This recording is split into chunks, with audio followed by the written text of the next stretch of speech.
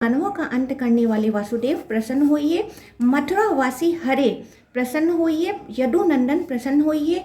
मेरा स्वरूप स्वर स्वरूप भूत धर्म सतयुग में श्वेत रहता है, त्रेता में श्याम होता है, द्वापर आने पर लाल हो जाता है और कलयुग में काला पड़ जाता है। इससे संसार के लोग यह जान लेंगे कि विष्णु और शिव एक रूप ही हैं। शिव की स्थापना करने पर मेरी ही स्थापना होती है। हम दोनों में तनिक भी अंतर नहीं है। हम एक ही तत्व दो रूप में व्यक्त हुए हैं। जो रुद्र है वही विष्णु है, जो विष्णु है वही महादेव है। ओम भगवते वासुदेवाय नमः। मार्कंडेय मुनि को प्रलय काल में बाल मुकुंद का दर्शन और उनका वरदान प्राप्त होना। ब्रह्मा जी कहते हैं, मुनिवरों, कल्प के अंत में जब महासंहार आरंभ हुआ, चंद्रमा, सूर्य और वायु का नाश हो गया, स्थावर जंगम समस्त प्राणी नष्ट होने लगे, उस समय की बात बतलाता हूँ। पहले प्रलयकालीन प्रचंड सूर्य का उदय होता है, फिर मेघों की घोर गर्जना होने लगती है, बिजली गिरती है जिसमें वृक्ष और पर्वत टूट फूट जाते हैं, सारे जगत का संहार हो जाता है, उल्कापात होता रहता है, सरोवरों और नदियों का सारा जल सूख जाता है, फिर वायु का सहारा पाकर संवर्तक नामक अग्नि समस्त विश्व में फैल जाती है।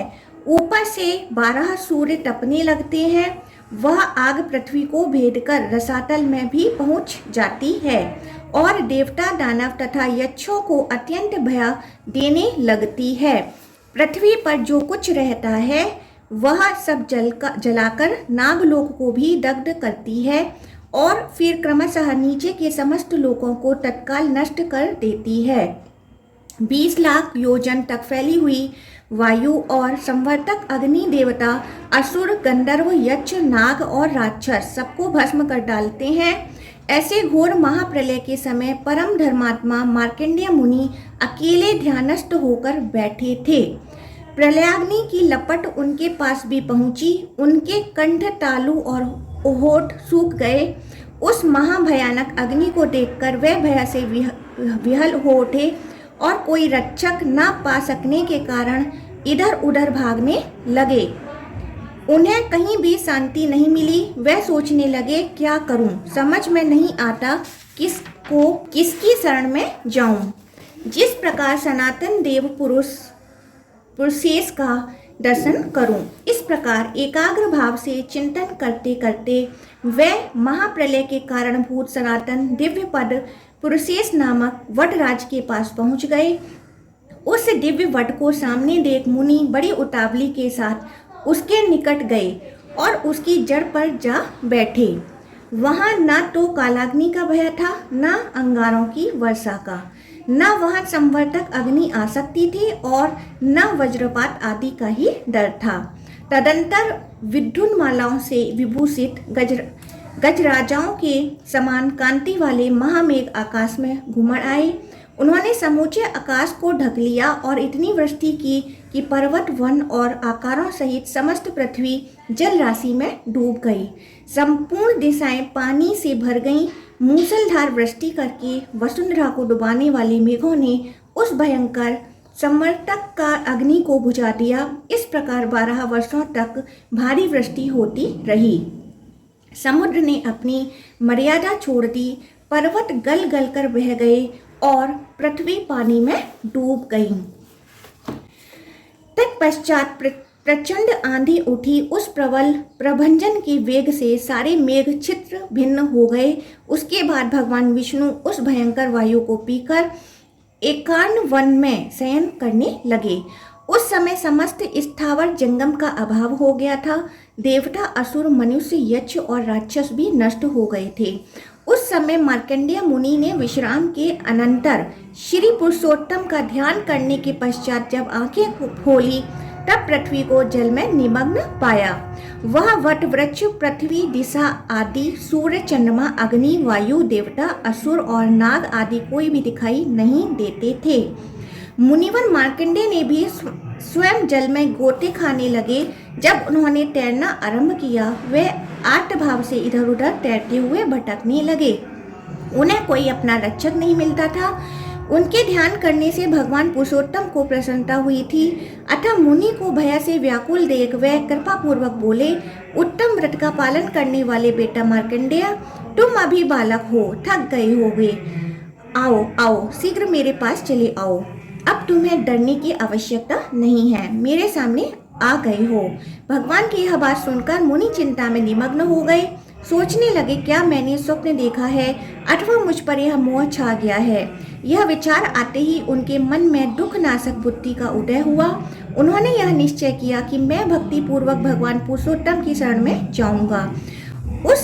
इस निश्चय के अनुसार मार्कंडेय मुनि मन ही मन भगवान का स्मरण करते हुए उनकी शरण में गए।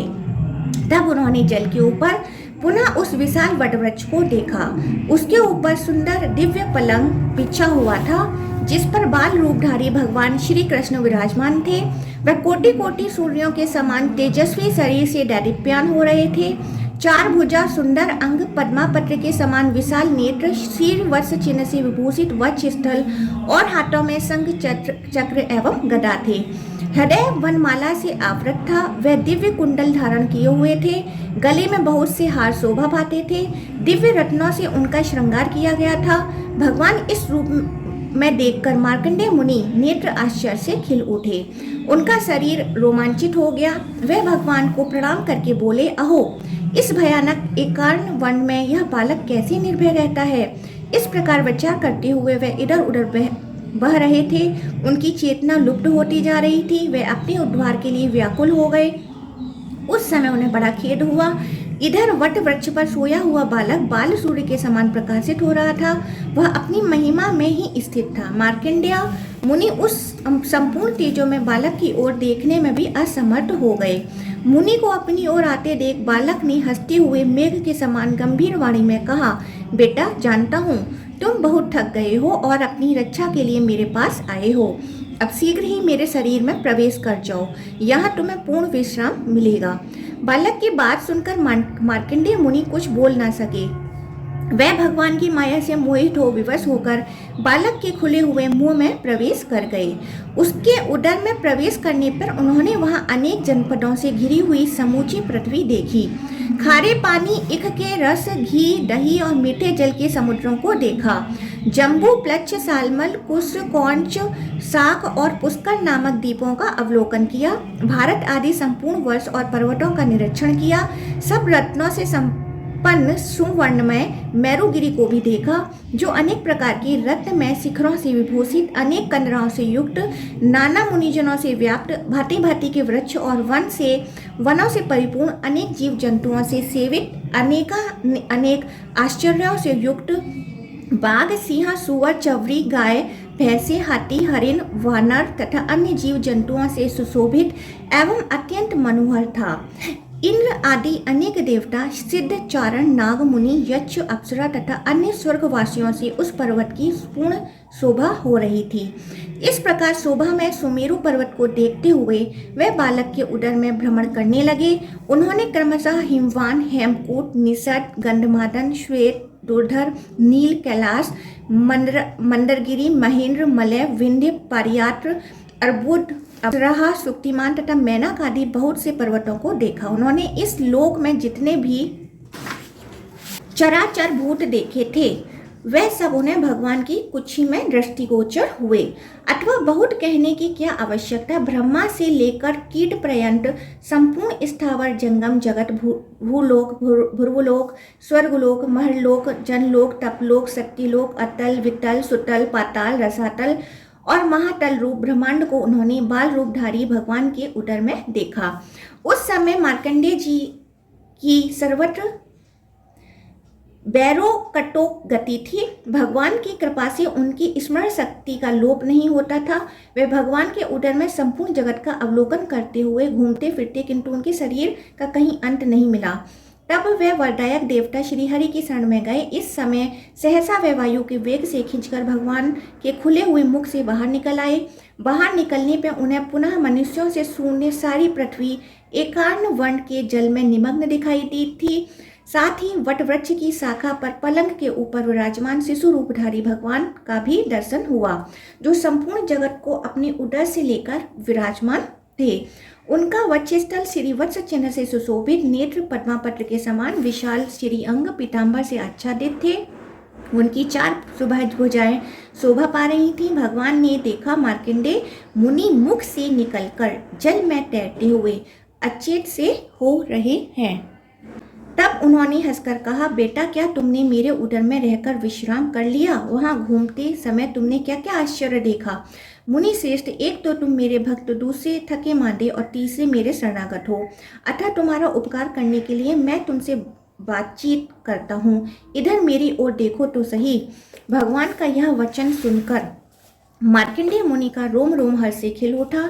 यद्यपि दिव्य रत्नों से अलंकृत तेजो में भगवान की ओर देखना अत्यंत कठिन था, तो भी उन्होंने उनका देखा। भगवान की कृपा से उन्हें क्षण भर में नूतन प्रसन्न और निर्मल दृष्टि प्राप्त हो गई। तब मार्कंडेय जी ने भगवान के देव वंदित चरणों को, जिनकी अंगुलियां और तलवे लाल लाल थे, मस्तक झुकाकर प्रणाम किया। हर्ष से युक्त और विस्मित होकर बारंबार उनकी ओर देखा तथा हाथ जोड़कर हर्षगद वाणी में उन परमात्मा का स्तवन आरंभ किया। मार्कंडेय जी बोले, माया से बाल रूप धारण करने वाले देव जगन्नाथ, कमल के समान सुंदर नेत्रों वाले सूर्यश्रेष्ठ पुरुषोत्तम, मैं दुखित होकर आपकी शरण में आया हूँ, मेरी रक्षा कीजिए। संवर्तक नामक अग्नि ने मुझे संतप्त कर रखा है, मैं अंगारों की वर्षा से भयभीत हो रहा हूँ, मेरा उद्धार कीजिए। देवेश पुरुषोत्तम, मैंने आपके उदर में चराचर जगत का अवलोकन किया है, इससे मुझे बड़ा विस्मय हुआ है। मैं विषादग्रस्त तो हूँ ही, मेरी रक्षा कीजिए। पुरुषोत्तम, इस अवलंब शून्य संसार में आपके सिवा दूसरा कोई सहारा देने वाला नहीं है। मुझ पर प्रसन्न होइए। सुरश्रेष्ठ प्रसन्न होइए। विबुध प्रिया प्रसन्न होइए। देवताओं के नाथ प्रसन्न होइए। देवताओं के निवास स्थान प्रसन्न होइए। जगत के कारणों के भी कारण सर्वलोकेश्वर मुझ पर प्रसन्न होइए। सबकी सृष्टि करने वाले देव प्रसन्न होइए। धरणीधर मुझ पर प्रसन्न होइए। जल में निवास करने वाले परमेश्वर मुझ पर प्रसन्न होइए। मधुसूदन मुझ पर प्रसन्न होइए। कमलाकांत प्रसन्न होइए। श्री दस्वेश्वर प्रसन्न होइए। कंस और केसी का नाश करने वाले श्री कृष्ण प्रसन्न होइए। अरिष्टासुर का नाश करने वाले गोविंद प्रसन्न होइए। दैत्य नाशक श्री कृष्ण प्रसन्न होइए। दानवों का अंत करने वाले वासुदेव प्रसन्न होइए। मथुरावासी हरे प्रसन्न होइए। यदुनंदन प्रसन्न होइए। इंद्र के छोटे भाई उपेंद्र प्रसन्न होइए। वरदायक अविनाशी देव प्रसन्न होइए। भगवान आप ही पृथ्वी, आप ही जल, आप ही अग्नि और आप ही वायु हैं। जगतपति, आकाश, मन, अहंकार, बुद्धि, प्रकृति तथा सत्वादी गुण भी आप ही हैं। आप संपूर्ण विश्व में व्यापक पुरुष हैं, पुरुष से भी उत्तम पुरुषोत्तम हैं। प्रभु, आप ही संपूर्ण इंद्रियां और उनके शब्द आदि विषय हैं। आप ही दिक्पाल, धर्म, वेद, दक्षिणा सहित यज्ञ, इंद्र, शिव, देवता, हविष्य और अग्नि है। वसु, रुद्र, आदित्य और ग्रह भी आपके ही स्वरूप हैं। और जितनी भी जातियां हैं, जो कुछ भी जीव नामधारी पदार्थ हैं, वह सब आप ही हैं। अधिक कहने की क्या आवश्यकता। ब्रह्मा से लेकर तिनके तक जो कुछ भी भूत, भविष्य और वर्तमान चराचर जगत है, वह आप ही हैं। देव, आपका जो परम स्वरूप है वह कूटस्थ, अचल एवं ध्रुव है, उसे ब्रह्मा आदि देवता भी नहीं जान पाते। फिर हम जैसे छोटी बुद्धि वाले मनुष्य कैसे उसका तत्व समझ सकते हैं। भगवान, आप शुद्ध स्वभाव, नित्य, प्रकृति से परे, अव्यक्त, शाश्वत, अनंत एवं सर्वव्यापी महेश्वर हैं। आप ही आकाश स्वरूप, परम शांत, अजन्मा, व्यापक एवं अविनाशी हैं। इस प्रकार आपके निर्गुण एवं निरंजन, माया रहित शुद्ध रूप की स्तुति कौन कर सकता है। देव, अविनाशी देवेश्वर, देव देवेश्वर, मैंने जो विकल एवं अल्प ज्ञान होने के कारण आपके स्तवन की धृष्टता की है, उसे आप क्षमा करने की कृपा करें। मार्कंडेय के इस प्रकार स्तुति करने पर भगवान बहुत प्रसन्न हुए और मेघ के समान गंभीर वाणी में बोले, मुनिश्रेष्ठ, तुम्हारी मन में जो अभिलाषा हो उसे कहो। ब्रह्म से तुम मुझसे जो कुछ चाहोगे वह सब तुम्हें दूंगा। मार्कंडेय जी बोले, देव, मैं आपको और आपकी माया को जानना चाहता हूँ। देवेश, आपकी कृपा से मेरी स्मरण शक्ति लुप्त नहीं हुई है। पुंडरीकाक्ष, आप अवयव हैं, मैं आपके तत्व को समझना चाहता हूँ। इस संपूर्ण जगत को पीकर आप साक्षात परमेश्वर यहाँ बाल रूप से क्यों रहते हैं, ये सब बातें बताने की कृपा करें। मुनि के इस प्रकार पूछने पर परम कांतिमान देवादिदेव श्री हरि ने उन्हें सांत्वना देते हुए कहा, ब्राह्मण, देवता भी मुझे ठीक ठीक नहीं जानते, किंतु तुम पर प्रेम होने के कारण मैं अपना रहस्य बतलाऊंगा कि कैसे इस जगत की सृष्टि करता हूँ। ब्रह्म से तुम पितृभक्त हो और मेरे शरण में आए हो, इसलिए तुम्हें मेरे स्वरूप का प्रत्यक्ष दर्शन हुआ है। तुम्हारा ब्रह्मचर्य महान है। पूर्व काल में मैंने जल को नारा नाम दिया था। उस नारा में मेरा सदा अयन निवास रहता है, इसलिए मैं नारायण कहलाता हूँ। द्विजोत्तम, मैं नारायण ही सबकी उत्पत्ति का कारण, सनातन, अविनाशी, संपूर्ण भूतों का सृष्टा और संहर्ता हूँ। मैं ही विष्णु, मैं ही ब्रह्मा, मैं और मैं ही देवराज इंद्र हूँ। यक्षराज, कुबेर और प्रेतराज यम भी मैं ही हूँ। मैं ही शिव, मैं ही चंद्रमा, प्रजापति, कश्यप, धाता, विधाता और यज्ञ हूँ। अग्नि मेरा मुख, पृथ्वी चरण, चंद्रमा और सूर्य नेत्र, भूलोक मस्तक, आकाश और दिशाएं कान तथा जल स्वेद है। दिशाओं सहित आकाश मेरा शरीर और वायु मेरे मन में स्थित है। मैंने पर्याप्त दक्षिणा वाले अनेकों यज्ञों का अनुष्ठान किया है। पृथ्वी पर वेद के विद्वान देवयज्ञ में स्थित मुझ विष्णु का ही यजन करते हैं। स्वर्ग की इच्छा रखने वाले मुख्य क्षत्रिय और वैश्य भी यज्ञ के द्वारा मेरी आराधना करते हैं। मैं ही शेषनाग होकर चारों ओर समुद्रों और मेरु पर्वत सहित समस्त पृथ्वी को अकेला ही धारण करता हूँ। पूर्व काल में वराह रूप धारण करके मैंने ही जल में डूबी हुई इस पृथ्वी को अपनी शक्ति से उद्धार किया था। द्विज श्रेष्ठ, मैं ही बड़ वानल होकर समुद्र का जल पीता और मेघ रूप से उसकी वर्षा करता हूँ। ब्राह्मण मेरा मुख, क्षत्रिय मेरी भुजाएं, वैश्य जांघ और शूद्र चरण है। ऋग्वेद, यजुर्वेद, सामवेद और अथर्ववेद मुझसे ही प्रकट होते और फिर मुझ में ही प्रवेश कर जाते हैं। ज्ञान परायण, सन्यासी, संयमशील, जिज्ञासु तथा काम, क्रोध एवं द्वेष से रहित, अनासक्त, निष्पाप, सत्वस्त, अहंकार शून्य तथा अध्यात्म तत्व के ज्ञाता ब्राह्मण सदा मेरा ही चिंतन करते हुए उपासना करते हैं। मैं ही संवर्तक ज्योति, मैं ही संवर्तक अग्नि, मैं ही संवर्तक सूर्य और मैं ही संवर्तक वायु हूँ। आकाश में जो ये तारे दिखाई देते हैं, इन सबको मेरे ही रोमकूप समझो। रत्नों से भरी हुई समुद्र और चारों दिशाओं को मेरे ही स्वरूप जानो। मनुष्य जिस कर्म का अनुष्ठान करके कल्याण के भागी होते हैं, वह भी मेरा ही स्वरूप है। सत्य, दान, उग्र तपस्या और अहिंसा यह मेरे बनाए हुए विधान के अनुसार ही विहित मानी जाते हैं और मेरे ही स्वरूप से इनकी स्थिति है। जिनकी ज्ञान शक्ति मेरे द्वारा अभिभूत हो जाती है, वे इच्छा अनुसार चेष्टा नहीं कर पाते। वेदों का सम्यक स्वाध्याय करके भांति भांति के यज्ञों द्वारा यजन करने वाले, शांतचित्त एवं क्रोध पर विजय पाने वाले ब्राह्मण मुझे प्राप्त करते हैं। पापचारी, लोभी, कृपण, अनार्य तथा मन को वश में न रखने वाले मनुष्यों को मैं कभी नहीं मिल सकता। जिनके अंतकरण शुद्ध हैं, उन्हें प्राप्त होने वाला महान फल मुझे ही समझो। कुयोग से भी मूढ़ मनुष्यों के लिए मैं अत्यंत दुर्लभ हूँ। संत शिरोमणि, जब जब धर्म का हानि और अधर्म का उत्थान होता है, तब तब मैं अपनी को प्रकट करता हूँ। हिंसा परायण दैत्य तथा भयंकर राक्षस जो बड़े बड़े देवताओं के लिए भी अवध्य हैं, जब इस संसार में जन्म लेते हैं, तब मैं पुण्यात्मा पुरुषों के घरों में अवतार लेता हूँ। मनुष्य देह में प्रवेश करके समस्त बाधाओं का शमन करता हूँ। देवता, मनुष्य, गंधर्व, नाग तथा राक्षसों और स्थावर भूतों की अपनी माया से सृष्टि करके मैं पुनः उनका संहार करता हूँ। फिर कर्म काल में उनके योग्य शरीर का विचार करके सृष्टि करता हूँ। मेरा स्वरूप स्वर स्वरूप भूत धर्म सतयुग में श्वेत रहता है, त्रेता में श्याम होता है, द्वापर आने पर लाल हो जाता है और कलयुग में काला पड़ जाता है। प्रलय काल आने पर मैं ही अत्यंत दारुण काल रूप हो अकेला ही समस्त लोकी का नाश करता हूँ। उत्पत्ति, पालन और संहार ये तीन मेरे ही धर्म हैं। मैं संपूर्ण विश्व का आत्मा हूँ और मैं लोगों को सुख पहुँचाने वाला हूँ। मेरा किसी से पार्थक्य नहीं है। मैं सर्वव्यापी, अनंत और इंद्रियों का नियंता हूँ। मेरे डग बहुत बड़े हैं। मैं अकेला ही कालचक्र का संचालन करता हूँ। जो ब्रह्मा का रूप है वह मेरा ही है। वही संपूर्ण भूतों को शांति देने वाला है। उसका उद्यम संपूर्ण भूतों के हित के लिए ही होता है। मुनिश्रेष्ठ, इस प्रकार मेरा आत्मा संपूर्ण भूतों में सम्निहित है, फिर भी मुझे कोई नहीं जानता। भक्तगण जब लोकों में सर्वथा मेरा पूजन करते हैं। ब्राह्मण, मुझ में तुमने जो कुछ भी क्लेशों का अनुभव किया है, वह सब तुम्हारे सुख के उदय और कल्याण की प्राप्ति के कारण है। तुमने लोक में स्थावर जंगम रूप जो कुछ भी देखा है, वह सब संपूर्ण भूतों को उत्पन्न करने वाला मेरी आत्मा ही है, जिसे मैंने उस रूप में प्रकट किया है। मैं ही शंख, चक्र और गदा धारण करने वाला नारायण हूँ। जब तक 1000 महायुगों का समय नहीं बीत जाता, तब तक संपूर्ण विश्व को मोहित करके यहाँ जल में शयन करता हूँ। मुनिश्रेष्ठ, जब तक ब्रह्मा सोकर उठ नहीं जाते, तब तक मैं हर समय यहाँ शिशु रूप में निवास करता हूँ।